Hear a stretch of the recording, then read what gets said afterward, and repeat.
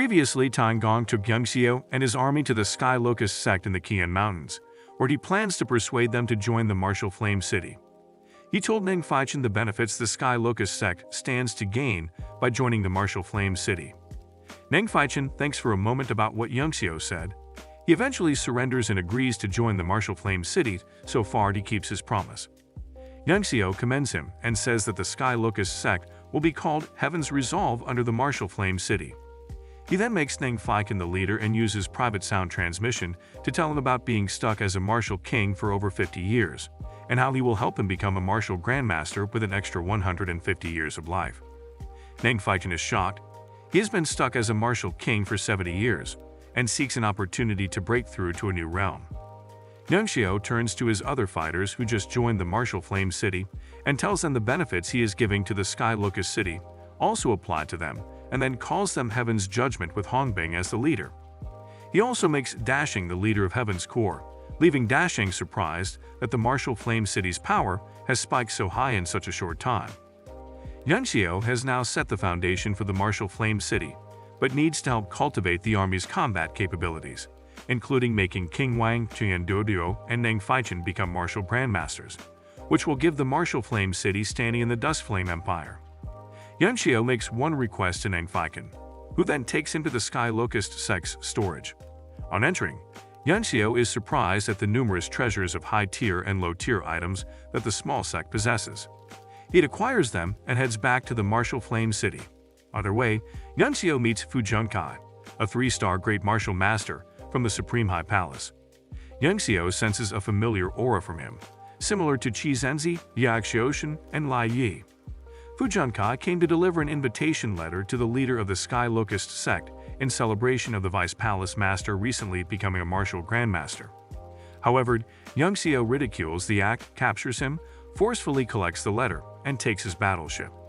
Xiao takes him along, saying he wants to talk with him, as he is very interested in the Supreme High Palace.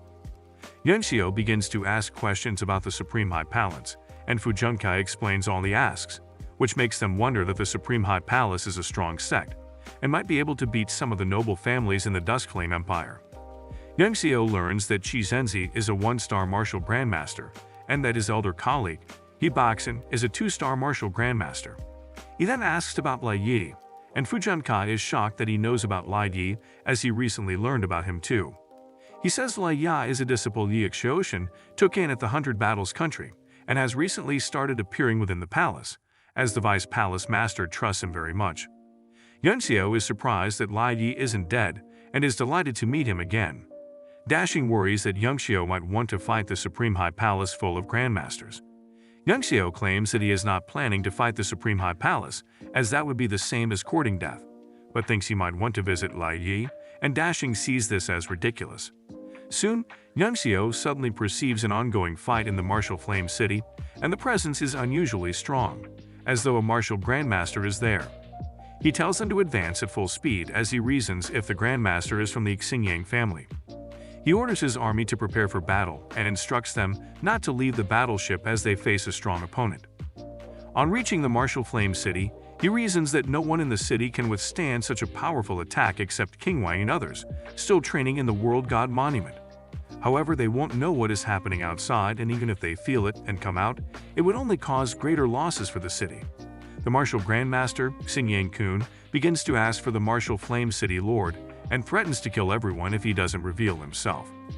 Xiao's army becomes shocked when they see they are about to face a martial grandmaster, so one of them attempts to jump out of the battleship and escape. However, Xiao kills him instantly, and warns that no one should try to demoralize the army or defy orders, or else they will be killed. Suddenly, they see Xingyang Kun lifting Mengwu by the neck in midair. Xingyang Kun vows to kill 9 generations of the city lord's family as revenge for killing Xingyang Ji, and then drops Mengwu. Xiao immediately activates Takes to Heaven's capital array to save her, but Xingyang breaks the formation with a strike and Mengwu falls. Xiao gets angry and attacks with an array formation, but Xingyang Kun blocks it easily. He continues to ask who the city lord is and draws Xiao's battleship to himself with his powers. Xiao launches an attack with the eastbound purple mists, universe guarding, and the 5-line tripod. Xing Kun is shocked to see the tripod and realizes that Yangxiu killed the people from the Zhao family to obtain the tripod. He becomes more enraged and seeks to kill Yangxiu. Yangxiu uses the perception arts, soul absorption, which shocks Xing Kun and makes him wonder who he is. Yangxiu then attacks with the Great Sun Golden Light Array, which deals some damage to Xing Kun. Xing Kun rises again and attempts another attack, but Qian Duoduo casts a coin spell that captures Xing Kun. Xing Kun activates Martial Intent form, Phantom Massacre, and directs the attack to Qian Duoduo, but he disperses the attack with a powerful Lixuan weapon, which shocks Xing Kun. Yangxiu uses the 5-line tripod again and promises to refine Xing Kun into a human pill. He activates the Phoenix True Flames and the Tarrant Body Tempering Body technique, Crystal Body. Xing Kun dashes at him, but Yangxiu attacks back with the Heaven Destroying Flame technique, which fires the Phoenix True Flames at Xing Kun. The people watching the fight wonder if this is really a fight between a martial master and a martial grandmaster. A martial master isn't even supposed to have a chance at all against a martial grandmaster, but the fight has defied logic. Xing blocks the flame with his innate qi, but Yangxiu tells him he will ensure he turns him into a pill even if he dies. Yangxiu opens the cauldron and begins to draw Xing Kun into it, but Xing Kun summons the Demon Slayer and instructs it to destroy the cauldron. However, Qian Duoduo counters this move with the Invisible Wind and Moon technique. On seeing this, Xing Kun gets very angry and resorts to using his primordial yin core to kill them, even if it would also lead to his death. Yangxiu doesn't budge and continues to attempt to turn him into a pill. However, his crystal body suddenly begins to shatter as Xing Kun tries to draw everyone with his primordial yin core. Dashing quickly steps in front of Yangxiu to protect him from the effect of the primordial yin core. Dashing sacrifices his life for him and appreciates all Yangxiu has done. He tells Yangxiu he ought to have run when Xing Kun decided to self-destruct, and he advises him always to be aware of his limits. Yangxiu feels hurt as he sees Dashing fall from the battleship. Meanwhile, Xing Kun is surprised that Yangxiu is yet to die and immediately dashes toward him, attempting to kill him. But King Wang suddenly appears behind Yangxiu. King Wang has just broken into the 1-star martial grandmaster realm using Yangxiu's pills. Xing is shocked to see someone as powerful as he is. On seeing King Wang, Qian Duoduo is shocked as King Wang was barely on his level a few days back and now is already a martial grandmaster. Xing wonders how Martial Fame City has such powerful fighters. He reasons that he would have escaped earlier instead of self-destructing if he knew they had a martial grandmaster, as no one would have been able to stop him if he tried to escape. He starts to run, attempting to escape, but King Wang catches up with him and deals a lot of damage to him. Xing resorts to completely self-destructing, and he dies. King Wang then commands Hong Bing to oversee the city's cleanup, and he carries Yangxiu, now unconscious, to Square Inch Mountain. Yangxiu and Meng Wu are placed in the Grand Array, but the array only condenses small amounts of life energy, which is inadequate for revitalizing them. Jimeng talks about the 6 sunset gold pills Yangxiu used to save him when he was on the brink of death and asks if any are left. Zhang Qingfen brings out Yangxiu's storage ring but says he can't crack its encryption. However, he and Shihan decide to give it another shot. Meanwhile, Lai Chunyang mourns Dashing's death, and Meng Bai runs out of the tower in tears, carrying the dragon egg Yangxiu gave to him in his hand. He plans to go and train and eat the egg he has so much dreaded, so that he can become more powerful to protect Yangxiu and Meng Wu. Shihan and Zhang Qingfen fail again in cracking the storage ring, and King Wang resorts to forcefully breaking it. However, the only problem is that this has a huge risk of destroying its content. King Wang has no other choice if they must save Yangxiu. He breaks it and uses all his efforts to hold up the collapsing space, while the others quickly gather some of the treasures they can. The space eventually collapses, but they are lucky to find the pill amidst what they can gather. They give Yangxiu the pill, but only a minor improvement is seen, and they are surprised that even the 6 sunset gold pill couldn't save him. While Zhang Qingfen and Shihan sulk in their inability to save Yangxiu, Shihan suddenly remembers a recipe Zhang Qingfen showed him in the Imperial Palace a long time ago, which is said to be a 4th tier, capable of bringing the dead back to life. They both quickly run to start refining it. Meanwhile, the city's cleanup has begun. Qian Duoduo searches for Yongxiao and the others using Universal Detect but can't find them. He is still in awe of Yongxiao's combat abilities and wonders what kind of person he is. Hongbing replies that he is also not sure as it's only been half a month since Yongxiao has been the city lord, but he believes Martial Flame City will become an amazing place under his leadership. He adds that the Martial Flame City will eventually become greater than the Dust Flame Empire and will be a first-rate power in Tianwu or even surpass it. Qian Duoduo mocks him for making such a statement. Still, Hongbing makes him realize that Yongxiao can lead them to the continent's peak. So Qian Duoduo decides to trust Yongxiao, too, by taking the adversity-destroying pill Yongxiao gave to him. Zhang Qingfen and Shihan return with the sincere snow pill after a while of being away. They are sure that this pill will save Yongxiao and administer it to him, but unfortunately, they don't see any notable improvement and think of refining more pills. As they go to refine more pills, the Grand Array suddenly envelopes Yongxiao and begins to function better than before. They just stand and wonder what is happening as the array activation continues for an entire day and night. Soon, Yongxiao regains consciousness, but Mengwu still doesn't wake up.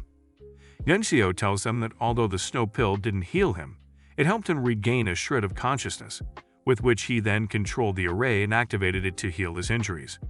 He adds that Xingyang Kun shattered Mengwu's spirit, and they would need to find the spirit-nourishing wood to save her. He goes to meet Lai Chunyang by Dashing's grave, while King Wang tells others to go and cultivate as they might face even tougher battles soon. In the next scene, Yongxiao is given a list of the people who suffered losses in the battle and instructs that their families be compensated, both the civilians and the army members. Yongxiao already sent Shen Zhen, Dashing's son, and Han Bai to Square Inch Mountain to train in seclusion as he promised Dashing to help his son become a martial lord within a year. While Churong reports on how much the Thousand Treasures Tower and the Tianyuan Commerce Guild lent them, someone comes to deliver a jade letter. Yongxiao reads it and discovers it's from the Tianyuan Commerce Guild, and that Dinglinger knows everything that happened in the Martial Flame City. The jade letter contains detailed information on the Xingyang family and the Supreme High Palace. However, Yongxiao decides to visit the Supreme High Palace first with the invitation letter from Taingong, before destroying the Xingyang family. He instructs Hongbing on what to do and tells him to hand the leadership of Heaven's Core to Lu Yunsheng when she comes out of seclusion. Yongxiao disguises himself as another person to prevent Lai Di from recognizing him quickly, and heads to the Supreme High Palace. As he approaches the entrance of the palace, a guy named Xiu Jian calls him and asks if he is also attending the palace's celebration and would like them to go together.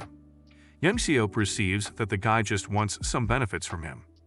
When Xiu Jian realizes that Yongxiao is merely a martial master and that Yongxiao is from the Sky Locust sect, he is shocked and begins to despise him.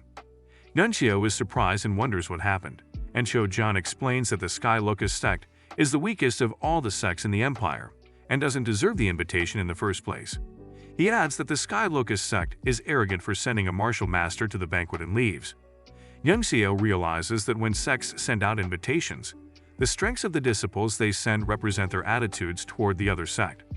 This is why the Supreme High Palace sent Fu Zhengkai, a mere martial master, to deliver the invitation to the Sky Locust sect. He reasons that the Supreme High Palace could get angry at him and kill him on the spot, or at best, humiliate him.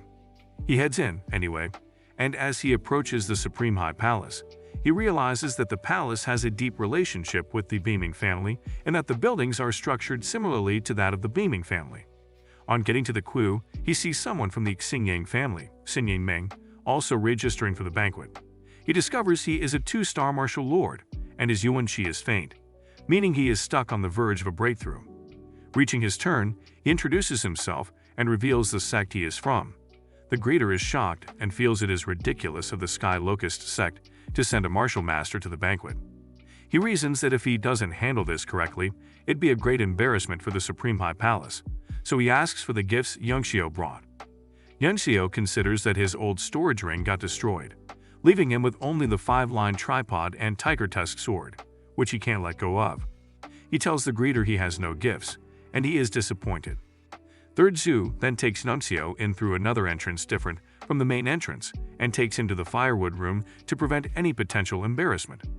However, Yongxiao sees this as an opportunity to do what he plans to do without getting spotted. He uses Universal Detect to scan the whole palace and realizes that the entire Supreme High Palace is similar to the Blaming Palace. He infers that the treasury will also be located at the same place, and he heads there immediately using his knowledge of the terrains of the Blaming Palace. On getting to the treasury, he attempts to go in but suddenly discovers someone is coming too, so he quickly hides. It turns out to be Lai Yi. Lai Yi, now a martial lord, came to steal the heavenly obsidian jade from the treasury. He makes leg movements as he approaches the treasury to crack the encryption. Yunxiu sees this and is surprised that there are strong encryptions there. Had he gone earlier in ignorance, he would have been blasted. Lai Yi makes some other hand movements and cracks the subsequent encryption. Happy that he has finally gotten access to the treasury, he attempts to go inside, but Yunxiu quickly runs, cracks all the encryptions easily, and enters before him.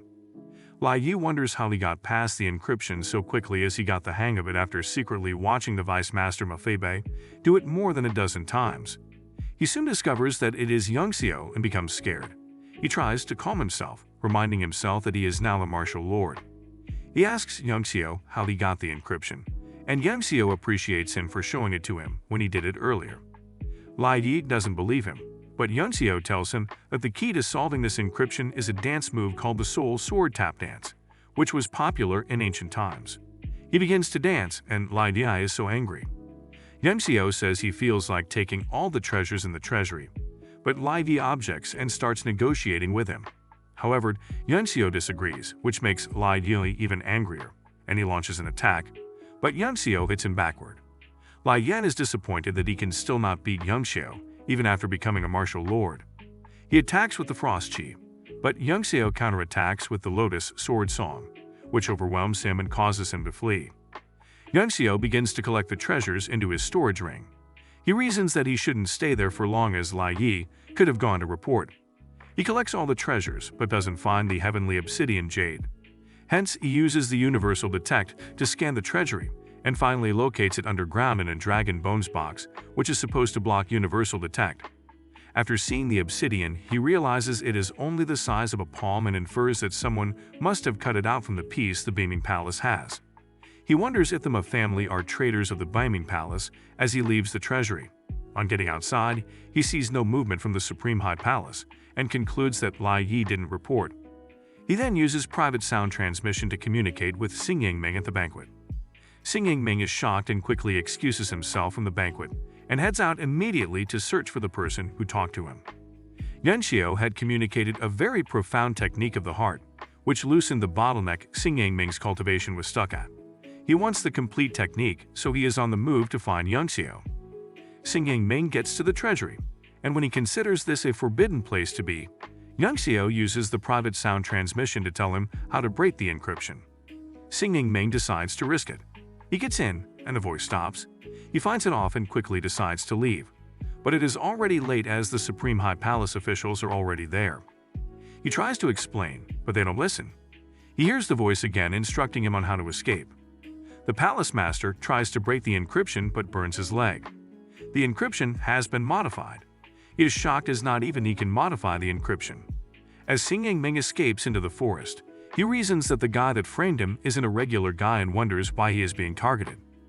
Yunxiu suddenly replies that it's because he is from the Sanjing family. Xing Yingming is shocked that Yunxiu can read his thoughts. Yunxiu activates the perception arts, Demon Moon summons the 5-line tripod, and kills him with the universe guarding eastbound purple mists. The Supreme Palace officials soon arrive and ask him if he saw Xing Yingming. He kills them all, too, and leaves. Soon, the Palace Master Matiani arrives at the scene with the Vice Palace Master, and he is enraged with Xing Yingming, thinking he is responsible for the massacre. On getting back to the martial flame city, Yunxiu goes into seclusion immediately in the World God Monument to train, and within a day, he breaks through to the Great Martial Master level. He then tells the others he plans to go and attack the Xingyang family in Hysan City. They find this ridiculous, as the Hysan City is Duskflame Empire's capital, occupied by noble and imperial families filled with many martial grandmasters. However, Yunxiu tells them it's inevitable, as if they don't attack, the Xingyang will eventually still attack them. He adds that he has a plan which he will carry out with just 11 other people. While King Wang talks about the impossibility of defeating a noble family with just 12 people, Qian Duodua walks in, declaring that he should be counted in on the plan. King Wang and Chunying are shocked to see he is now a martial grandmaster, and even is at a level above King Wang.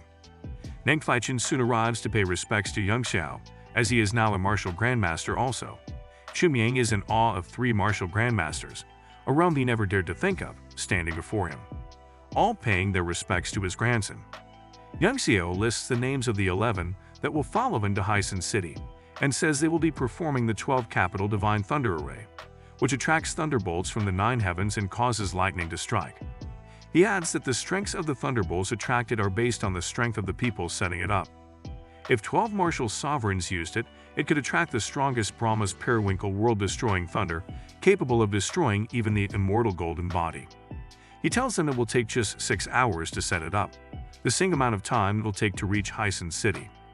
They set out, and on their way, Yunxing meets Nunxio to ask about Gu Faiyang, but he tells her he will tell her about him when they return from their mission. He tells her to return to her battleship to familiarize herself with the array. She tells him she already knew about the array since she was part of the Heavenly Night Palace, and although her master never let her use it, she imprinted the entire array in her mind. Yanxiao tells her he estimates they can attract one of the 5 elements Divine Thunder if they combine the powers of all 12, which should be enough to contend with the Xingyang family. An issue soon arises on how to fly the battleships above the Hysan City without attracting the attention of the experts in the Duskflame Empire. Yunxiao then activates a secret art of concealment, which makes their battleships invincible. However, it can't fool everyone but will make it clear that they aren't there to cause trouble. They head for the Xingyang family. Yunxiao brings out the heavenly obsidian jade, hoping to frame the Supreme High Palace and fool the Xingyang family into thinking it is them. Meanwhile, in the Xingyang family meeting room, Xingyang Yi, the Xingyang family patriarch, is worried that Xingyang Kun is yet to return from the Martial Flame City. Xingyang Cheng asks if they should send someone else to the Martial Flame City to check, but Xingyang Yi refuses, saying the Cheng family should send someone too since Cheng Feishi also died, and not only Xingyang Ji. Suddenly, a lightning bolt strikes the building, and Xingyang quickly runs outside to check what's happening. He observes a tremendous power mixed with bone-chilling frost and realizes it's the Supreme High Palace's extreme yin frost qi. However, he reasons that not even Ma Tian, the palace master, has qi of such high purity and wonders if Xingyang Ming is in trouble. Yang Xiao reveals himself and activates the Yang Gold Divine Thunder. This blasts the whole place, turning everyone into ashes except those with a high cultivation base. Xingyang Yida gets very angry and calls all the elders of the Xingyang family to attack and eliminate them. Shockingly, they discover that the battleships are empty and Yunxiao has escaped with the others. They then see the heavenly obsidian jade mid-air, oozing out tremendous energy. Meanwhile, as Yunxiao and the others escape, Zhu Jin, a 7 constellations realm martial emperor, intercepts them. Yunxiao reasons that this old man must be a top-tier expert in the empire and have a dangerous level of authority. Zhu Jin accuses them of being spies. Yunxiao reasons that this can be Zhu Jin's justification for killing them on the spot, and he quickly takes the initiative to ask him for what he wants. Zhu Jin laughs and requests the array they used above the Xingyang family, but pretends not to be amused by it. Yunxiao tells him that their palace master told them that the array is not to be taught to outsiders, and if they do otherwise, they will be heavily punished. However, he adds that they can hand over the array if Zhu Jin would be willing to give some compensation for it. He pretends and his associates cooperate with him in convincing Zhu Jin to pay for the array. Yunxiao plays on his ego and gets to negotiate the price with him until he eventually pays a sum of 300,000 high-tier primordial stones. Zhu Jin plans to use the array to attract thunderbolts to assist his cultivation and help him make significant advances. Yunxiao gives him the array and leaves.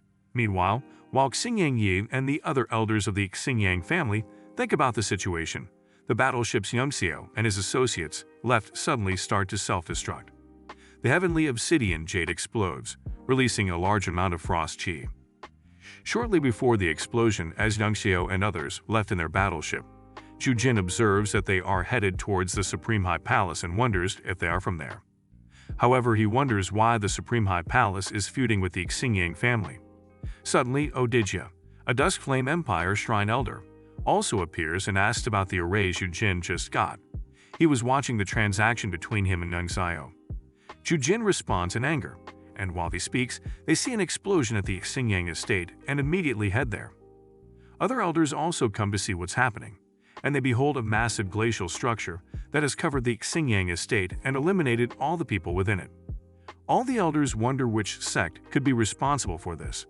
After much argument and deliberation, Zhu Jin is told to investigate the issue as he is the one who met the people responsible for the destruction. They then seal the frost chi being released from the glacial structure to prevent it from spreading and affecting other people in the empire. The news about this occurrence soon spreads across the empire, with different rumors flying around. All attention shifts to the Supreme High Palace after the notification of the hatred between the Supreme High Palace and the Xingyang family due to what happened at the banquet. With the appearance of the extreme Yin Frost Chi, the people are almost certain of who had attacked the Xingyang family. However, Ding Linger of the Tianyuan Commerce Guild believes that it was all Yangxiao's doing, even though it doesn't make sense to her. Manhwa finds this unreasonable and lists why it can't be the Martial Flame City. Ding Linger still believes it was Nungxiao, and that they might be missing an essential piece of information. She tells Manhwa that Martial Flame City will be their #1 VIP from now on, and they will support them as best as they can no matter what they ask. Manhwa finds this insane, but Ding Linger says this might be the best investment she will make. Manhwa thinks Ding Linger is already following Nungxiao, and she becomes embarrassed. The next day, at the Cheng family, Qingfeng takes the Heaven and Earth Go position to Bailey Gongjin, asking him to explain it to him as he hasn't been able to solve it after analyzing it for half a month. Bailey Gongjin tells him that he has also been analyzing for half a year and has not found a solution too. The royal throne marshal sovereign Teng Guan set the position, and he challenged that if anyone could solve it, he would pass down his 800 volumes on formations. Thousands of people have been analyzing it, but no one has been able to understand it. After a while of discussion, Bailey Gongjin remembers that a youth in Tianshui solved the mystery around Yang Di's poem and painting and suggests that Cheng Feng should try him out. However, Cheng Feng says it must have been by luck and adds that he was planning to send people to find Yunxiao for killing a disciple of the Cheng family and the heir of the Xingyang family.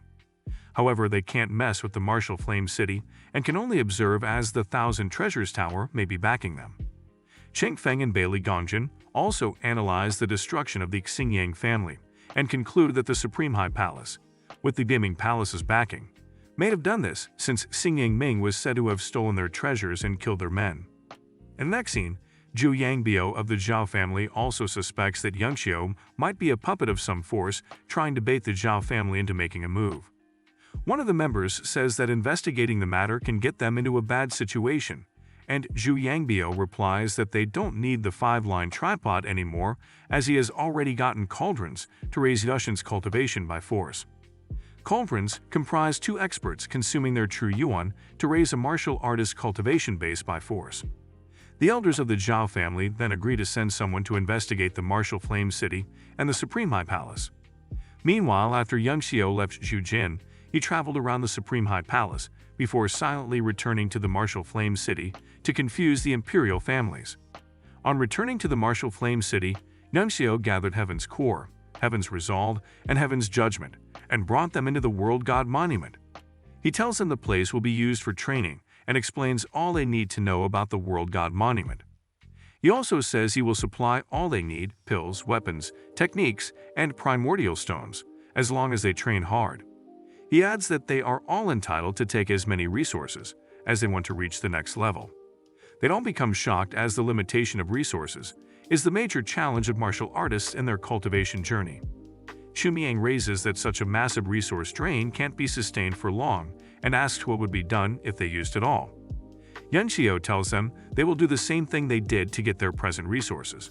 They will rob, loot, and use many other ways to take more. They are all surprised, and he tells them that all the superpowers in Tianwu, holding places in energy-filled mountain ranges, all use the same rule: the strong always prey on the weak. As soon as he finishes talking to them, he heads to where Mengwu is. He reasons that the spirit-nourishing wood needed for her recovery can only be found in possession of the great royal families and the Bo family, but he doesn't have enough power to force himself in and take it now. He leaves her and prepares to leave, but he sees that the beast hasn't woken up since it took the second adversity-destroying pill, and as he observes it, he suddenly perceives some energy coming from deep inside the cave and follows it. He sees Meng Bai in a vegetative state. He discovers that Meng Bai ate the whole egg raw in one go. He decides to find a primer to help him come out of that state, and then heads to Hysan City. At the Duskflame Empire, as he walks along the streets, he discovers the entire capital is in a state of high alert because of the incident with the Xingyang family. He goes to the Alchemist Association, and while entering, he detects a 6th-tier Grandmaster class refiner there. Walking in, he finds the place unusually quiet and walks over to the receptionist, who tells him to maintain silence as an instruction convention is ongoing. Bai Quanjin has just advanced to a 3rd-tier refiner.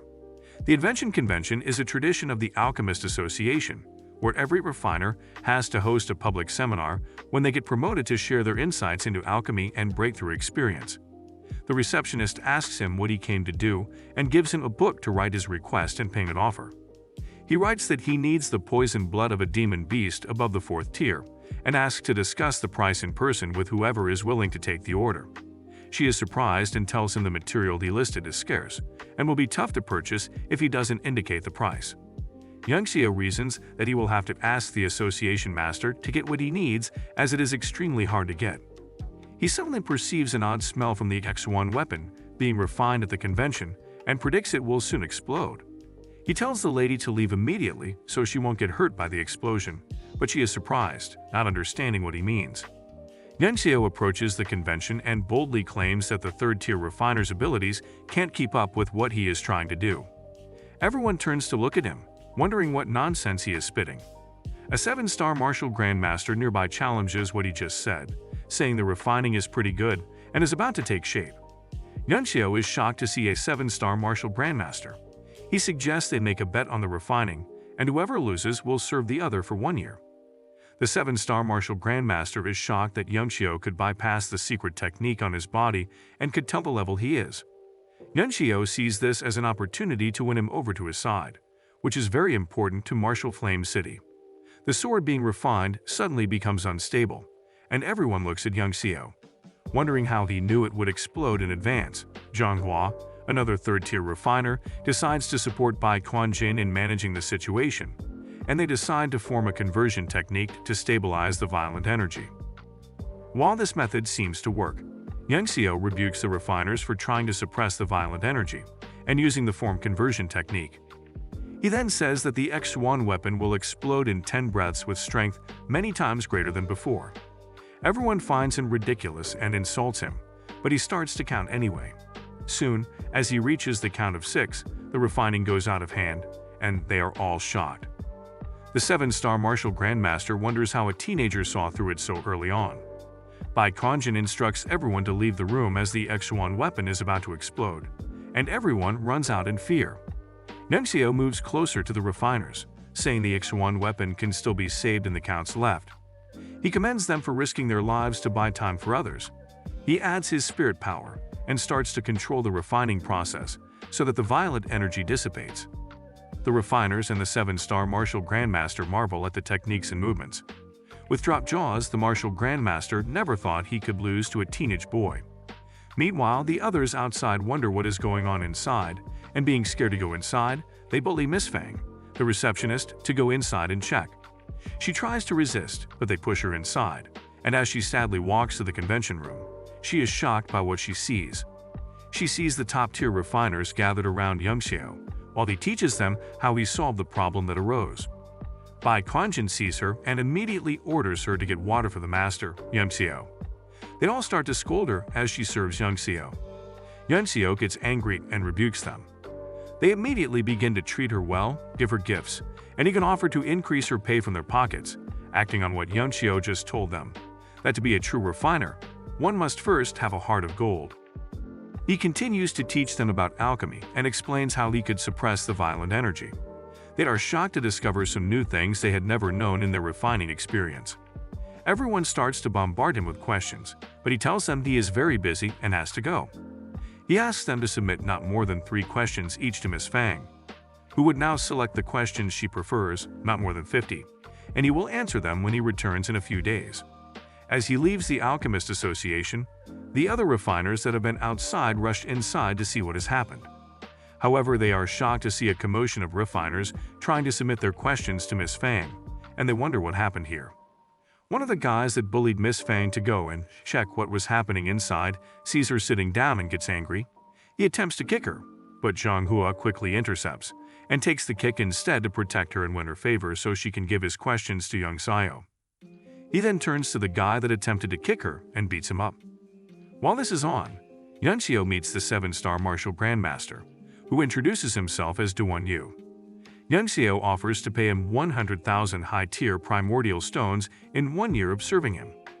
Duan Yu reasons that Yan Xiao's alchemy knowledge is exceptional, and building a good relationship with him right now won't be a loss, so he accepts to serve him for 1 year. He then tells young Xiao he knows where he might be able to get the poisoned blood of a 4th-tier demon beast.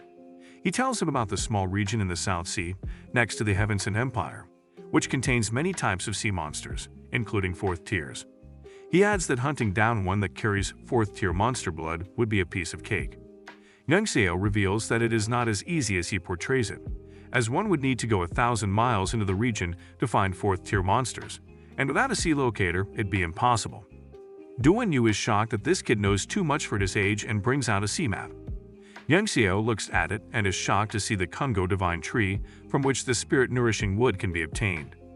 He observes the map and reasons that they should be able to find a few monsters with poisonous blood, as there would be some high-tier monsters guarding the Kungo divine tree. Duan Yu is surprised by Young Xiao's knowledge and wonders if there's some old geezer in his body. Duan Yu went to the Alchemist Association so Bai Kuanjin could help, but discovered that he wasn't good enough, so he is now considering Young Xiao. However, he thought he could deceive and use him, but soon realized that Young Xiao was more experienced than he thought. He then begins to tell Young Xiao about the southern region. Near the region lies a small town called Verdun Seaport, which is one of the busiest places in the region, with merchants, hunters, many large powers, and Commerce Alliance representatives doing business there.